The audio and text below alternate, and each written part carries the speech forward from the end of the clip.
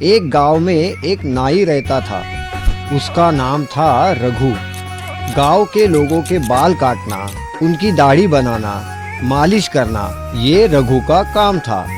इस काम से जितने पैसे रघु कमाता था, उससे बस वो अपना घर चला सकता था। रघु रोज सुबह जल्दी उठता, स्नान करके भगवान की पूजा करता, सुबह का नाश्ता लेता और उसके बाद अपने औजारों की झोली लेकर वो हर रोज अपने काम के लिए बाहर निकलता था। घर से निकलने से पहले रघु ये तसल्ली करता था कि उसने अपने काम के सारे औजार जैसे कि कैंची, कंघी, आईना, उस्तरा सब लिया है कि नहीं। गांव में चलते फिरते ही वो आवाज लगाता था, ए रघु आया रघु, बाल कटवा लो, चंपी करवा लो, चलो रघु आया रघु। गांव का चक्कर लगाने के बाद वो एक पेड़ के नीचे बैठता था।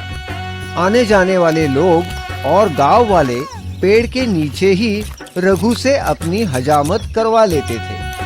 कह सकते हैं कि ये रघु की छोटी सी दुकान ही थी। एक दिन रघु ऐसे ही पेड़ के नीचे बैठा था। तभी एक गांव वाला उसके पास आकर बोला, अरे ओ रघु, अरे यहाँ क्या कर रहे हो? अरे सरपंच तुम्हें कब से ढूंढ रहे हैं, जल्दी से उनके घर जाओ, वो बहुत गुस्सा है। अरे बाप रे, हाँ, मैं तुरंत जाता हूँ, बताने के लिए शुक्रिया। रघु ने अपने सारे औजार जल्दी जल्दी थैली में भर दिए। तेज भागते भागते सरपंच जी के घर की ओर गया। चलो, आज सरपंच जी की चंपी, मालिश और दाढ़ी बनाकर बड़ी अच्छी कमाई होगी। उन पैसों से मैं नए कपड़े खरीद सकूंगा। थोड़ी देर में ही रघु सरपंच जी के घर पहुंचता है। अरे रघु, अरे आप आ रहे हो तुम? इतनी देर क्यों लगा दी? ये देख, सिर पे चिड़िया का घोंसला बन चुका है और दाढ़ी का भी जंगल बन गया।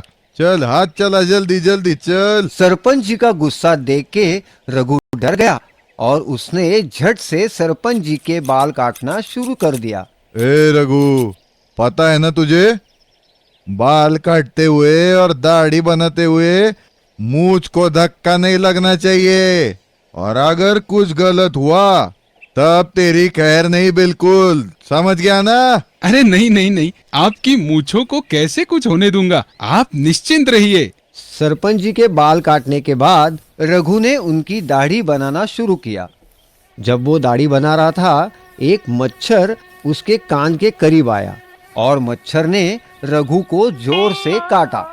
मच्छर के काटने पर रघु के हाथ को झटका लगा और जो नहीं होना चाहिए था वही हुआ। सरपंच जी की आधी मूंछ रघु के हाथ से अनजाने में कट गई। हाँ, ये क्या कर दिया तूने? अरे तुझे बताया था ना मैंने, मूंछों को धक्का नहीं लगना चाहिए। तूने तो मेरी आधी मूंछ काट डाली। वो गधे, अब क्यों नहीं बोलता? अब ये सरपंच सारे गांव के सामने कैसे जाएगा?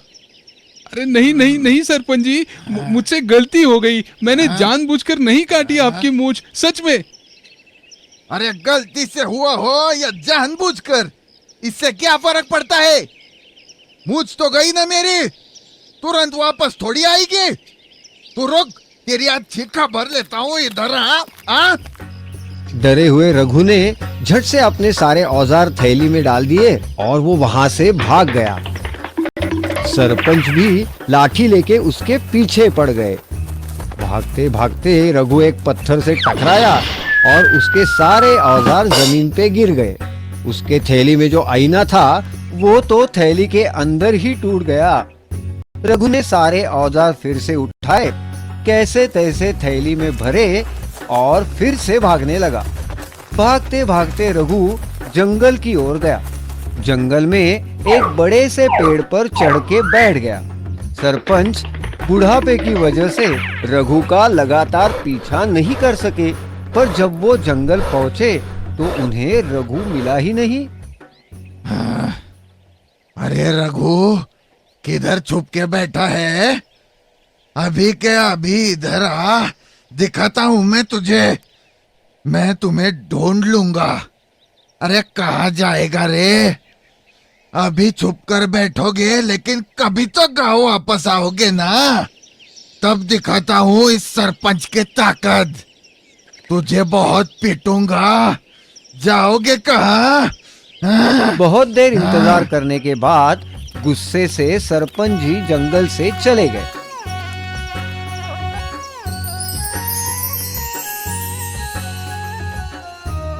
रघु को जब उनके जाने का यकीन हो गया तो वो पेड़ से नीचे उतरा और अपने ही मन से बोला, अभी अगर मैं घर गया तो सरपंच जी मुझे नहीं छोड़ेंगे।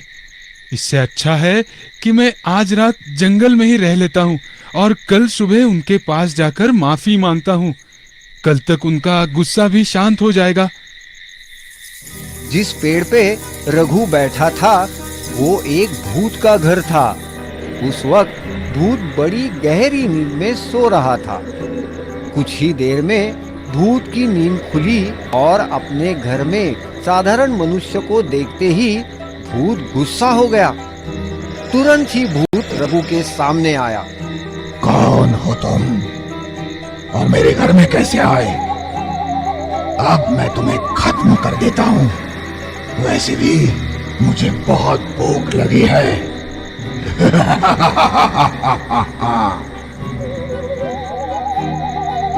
रघु बहुत डर गया, डर से कांपने लगा।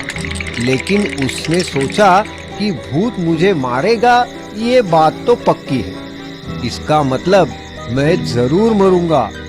तो क्यों न एक कोशिश की जाए जान बचाने की।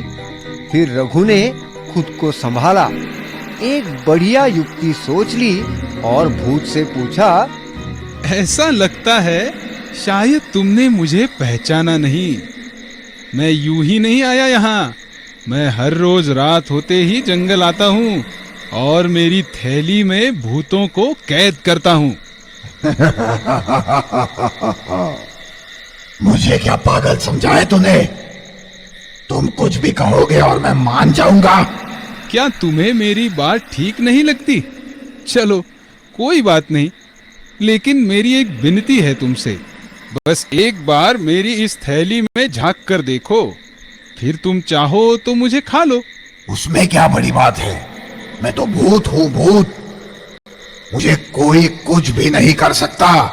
रघु ने एकदम मस्त तरकीब लड़ाई थी। थैली में तो पहले से ही टूटा हुआ आईना था। जैसे ही भूत ने रघु की थैली में झांका, भूत को थैली के अंदर टूटे हुए आईने के बहुत सारे शीशों में खुद के ही हजारों चेहरे दिखे। इन सारे एक जैसे भूतों को थैली में कैद देख ये भूत तो खुद ही बहुत घबराया। उसने सोचा कि इतने सारे भूत अगर इस आदमी ने पकड़े हुए हैं तो ये मुझे भी बड़े आसानी से पकड़ सकता है। कैद होने के खौफ के कारण भूत ने कांपते हुए रघु नाई से विनती की। बाप रे बाप, आप तो महान हो। आपने इतने सारे भूतों को थैली में कैद करके रखा है। मुझ पर दया कीजिए, कृपा करके मुझे मत कैद करना। मैं मुक्त और निश्चिंत जीना चाहता हूँ। आप जो भी हुक्म करेंगे वो मैं सब बिन शर्त पूर्ण मानूंगा। बस आप मुझे इस थैली से दूर ही रखिए। ठीक है, छोड़ देता हूँ तुम्हें, लेकिन मेरी एक शर्त तुम्हें माननी होगी। जो भी आप हुक्म करेंगे मुझे मंजूर है सरकार। अभी के अभी तुरंत एक बोरी भरकर सोने के सिक्के ले आओ, तब जाकर मैं तुम्हें छोड़ूंगा। जी जी हुजूर, मैं अभी लेकर आता हूँ। झट से भूत वहां से 9-2-11 हुआ और सोने के सिक्कों से भरी हुई थैली लेकर वापस आया। हुजूर, ये लीजिए, पूरी एक बोरी भरकर सोने के सिक्के लाया हूँ आपके लिए। कृपा करके तसल्ली कर लीजिए और मुझे इजाजत दीजिए। रघु ने बोरी में झांक कर देखा तो सच में उसे बोरी भरकर असली सोने के सिक्के नजर आए। रघु खुश हुआ। रघु ने भूत से और एक वचन लिया। रघु ने भूत से कहा, ठीक है, छोड़ता हूँ तुम्हें, पर एक और बात तुम्हें माननी होगी कि तुम आने जाने वाले लोगों को किसी भी प्रकार की तकलीफ नहीं दोगे। भूत होने के बावजूद भी हमेशा अच्छा बर्ताव रखोगे, अपने आप को एक अच्छा भूत साबित करोगे। अगर ऐसा न किया तो मैं तुम्हें कभी भी कैद करने यहाँ आ जाऊंगा। बोलो, है मंजूर? जी बिल्कुल मंजूर है हुजूर। मैं आपको वचन देता हूँ कि मैं किसी को भी तकलीफ नहीं दूंगा। सच में एक अच्छा भूत बनूंगा। मेरी शक्तियों का उपयोग लोगों के भलाई के लिए ही करूंगा। ये वचन भूत से लेने के बाद रघु वो सोने के सिक्कों की बोरी लेकर जंगल से घर वापस आ गया। अब तो वो बहुत अमीर हो चुका था। रघु ने सोने के सिक्के बेचकर बहुत सारे पैसे कमा लिए। उसके बाद अपने लिए गांव में एक बड़ा सा मकान बना लिया और उस घर में वो अपने परिवार के साथ सुख से रहने लगा। अचानक रघु की सफलता और आलीशान घर देख सरपंच जी की तो बोलती ही बंद हो गई। सारे गांव वाले रघु को सम्मान देने लगे। लेकिन इतना अमीर होने के बाद भी रघु ने अपने पैर जमीन पर ही रखे। रघु ने बचे हुए पैसे जमा करके घर में संकट समय के लिए सुरक्षित रख दिए। जीवन भर लोगों की सेवा करके मेहनत की रोटी ही कमाकर खाई। तात्पर्य, इस कहानी से हमें ये सीख मिलती है कि संकट समय बिना डरे ठंडे दिमाग से संकट से निकलने का मार्ग ढूंढना चाहिए।